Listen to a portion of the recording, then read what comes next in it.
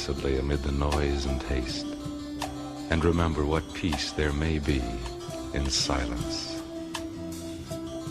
As far as possible without surrender, be on good terms with all persons. Speak your truth quietly and clearly, and listen to others, even the dull and ignorant. They too have their story. Avoid loud and aggressive persons. They are vexations to the spirit. If you compare yourself with others, you may become vain and bitter, for always there will be greater and lesser persons than yourself. You are a child of the universe, no less than the trees and the stars. You have a right to be here, and whether or not it is clear to you, no doubt the universe is unfolding as it should.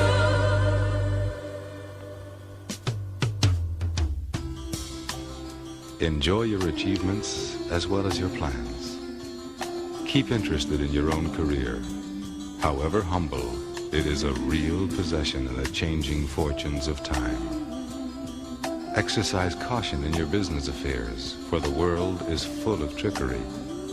But let this not blind you to what virtue there is. Many persons strive for high ideals, and everywhere life is full of heroism. Be yourself. Especially do not feign affection. Neither be cynical about love, for in the face of all aridity and disenchantment, it is as perennial as the grass. Take kindly the counsel of the years, gracefully surrendering the things of youth. Nurture strength of spirit to shield you in sudden misfortune, but do not distress yourself with imaginings. Many fears are born of fatigue and loneliness. Beyond a wholesome discipline, be gentle with yourself. You are a child. You are a child of the universe, no less than the trees and the stars. You have a right to be here. And whether or not it is clear to you, no doubt the universe is unfolding as it should. Therefore, be at peace with God, whatever you conceive Him to be, and whatever your labors and aspirations in the noisy confusion of life. Keep peace with your soul. With all its sham, drudgery, and broken dreams, it is still a beautiful world. Be careful. Strive to be happy. You are a child of the universe, no less than the trees and the stars. You have a right to be here. You are a child of the universe, no less than the trees and the stars. You have a right to be here. You are a child of the universe, no less than the trees and the stars. You have a right to be here. You are a child of the universe, no less than Leave down black men and dig. Reach up black men and women and pull all nature's knowledge to you. Turn you around and make a conquest of everything, north and south, east and west. And then when you will have wrought will, you will have merited God's blessings. And as you bow down to the white man today, so will other races bow down to you and call you a race of masters because of the superiority of your minds and your achievements. We must canonize our own saints, create our own martyrs, and elevate the positions of fame and honor, black men and black women who have made a distinct contribution to our racial history. Sojourner Truth is worthy of a place of sainthood alongside of Joan of Arc. Christmas Adams and George William Gordon are entitled to the halo of martyrdom with no less glory than that of the martyrs of any other race. Africa's produced countless numbers of men and women in war and peace whose luster and bravery outshine that of any other people. Then why not see good and perfection in ourselves? God made man Lord of his creation, gave him possession and ownership of the world. And you have been so darned lazy that you've allowed the other fellow to run away with the whole world, and now he's bluffing you and telling you that the world belongs to him and that you have no part in it. I don't have to apologize to anybody for being black God Almighty knew exactly what he was doing when he made me black. Me black. Me black. You race of cowards, you race of imbeciles, you race of good for nothings. If you cannot do what other men have done, what other races have done, what other nations have done, then you had better die. Can we do it? We can do it. We can do it. We can do it. Is any leadership that teaches you to depend upon another race is a leadership that will enslave you. That will enslave you. That will enslave you. Let me say that again.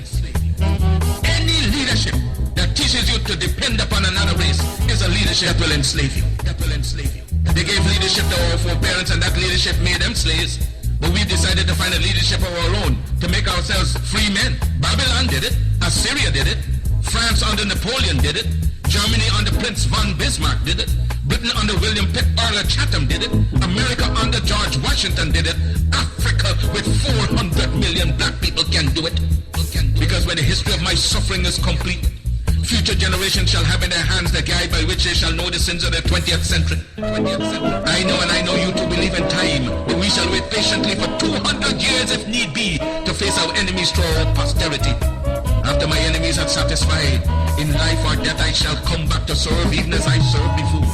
In life I shall be the same, in death I shall be a terror to the foes of African liberty. Than me to be the real Marcus Garvey I would like to be. If I may come in an earthquake or a cyclone or a plague or pestilence or as God would have me, then be assured that I shall never desert you and make your enemies triumph over you.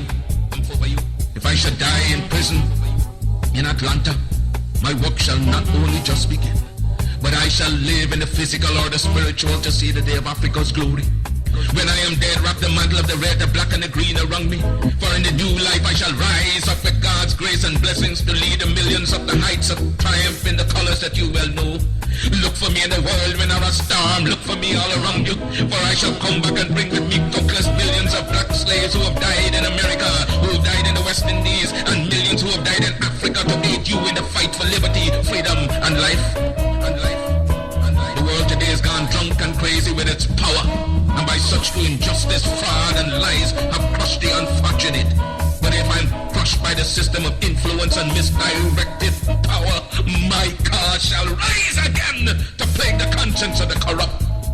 For this I'm happy to suffer and even die, for I will write the history for the millions that are coming and leave the posterity to reckon with the host for the deeds of their fathers. Their fathers. They just laugh at you. Return the laughter to them. If they mimic you, return the compliment with equal force. They have no more right to dishonor, disrespect, and disregard your feeling in manhood than you have in dealing with them. Honor them when they honor you. Disrespect and disregard them when they vilely treat you. Their arrogance is but skin deep, an assumption that has no foundation in morals or in law.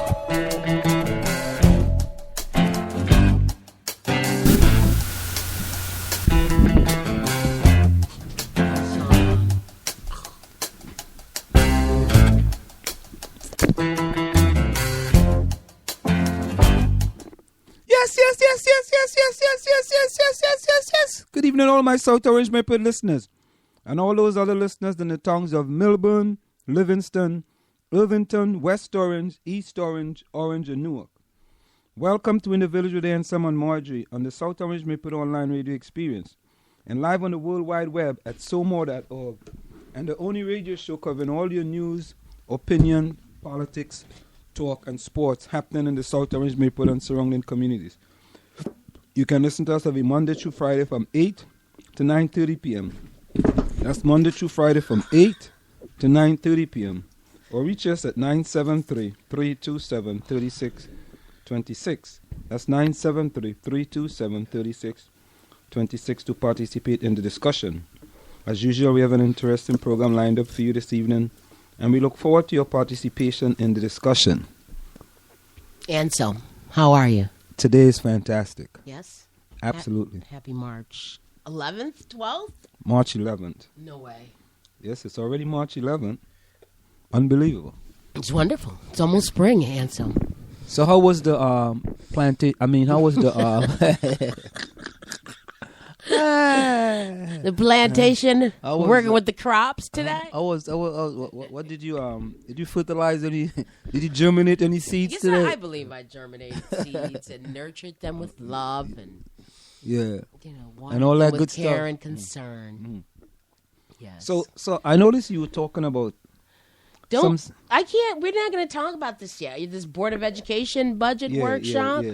No, because I'm reading this article here, and then it says that at the end you can watch. The edit.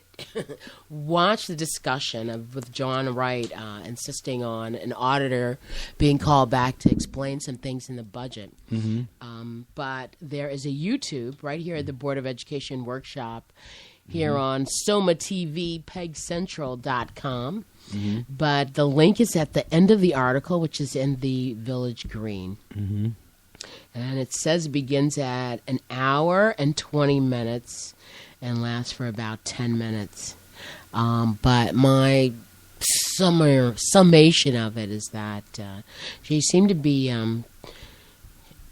encouraging the other members, insisting that an auditor be called back and that the budget be re-looked at, and seeking for some type of resolution on how funds should be spent or something wrong. Now, earlier in the year, I remember them mentioning that remember a couple last year when they said there was this excess in the budget and that they had to give money back to the state? And which is a good question. What happened to that excess money? Well, the state gets the money back, so but now taxes are raised. So at some point, there was extra money in the budget, and no longer is it there. So, whenever you're ready to cue that up, or I don't know if we should introduce the article first. Yeah, go on and introduce the article. Let me see if I can find that. So this Board of Ed, let me get to this. Board of Ed discusses transparency, request to bring back auditor. This looks like it was just put out 4 hours ago, but this meeting was March 4th. The South Orange Maplewood Board of Education budget workshop took place March 4th. It was an interesting 20-minute detour to tackle the question of transparency and whether or not the accountant who performed the district's audit should return for questioning. Board member Joanna Wright says she wanted to invite the auditor back, saying that if she asked him after his December Board of Education appearance if he would be willing to come back on a pro bono basis to answer any additional questions during the budget process. She reported that the auditor said he would. Wright said she was interested in the auditor's viewpoint on how the district could save money. Board member Beth Daughtry countered, I don't know that's the auditor's role. Daughtry said that the auditor looks for fidelity to the way the district is supposed to be run and accurate record keeping, but does not look for where you can save money. I don't think he would be able to answer the questions that you asked. And I don't want to get back into their back and forth and volley between her and Daughtry and the other members.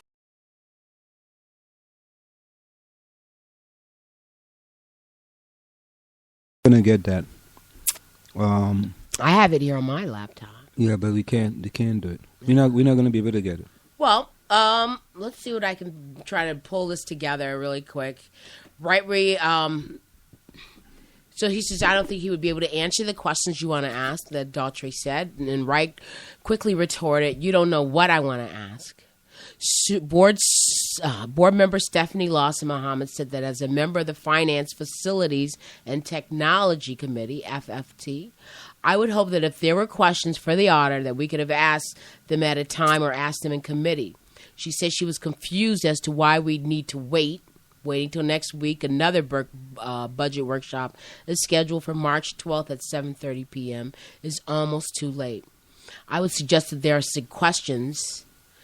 We document those to share with the auditor as soon as possible, or even to determine if there's something that Ms. Schneider and her team can answer.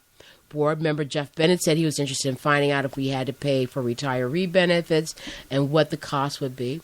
He said that he was hoping other board members would agree that this is something we should know because there is pending legislation. At this point, board president Wayne Eastman said he wanted to get a head count on how many board members wanted the auditor back, a suggestion originally made by Daughtry. Eastman said, some might say that the auditor is someone who knows about accounting practices and not policy. Others say, what's the harm? Schneider offered some further background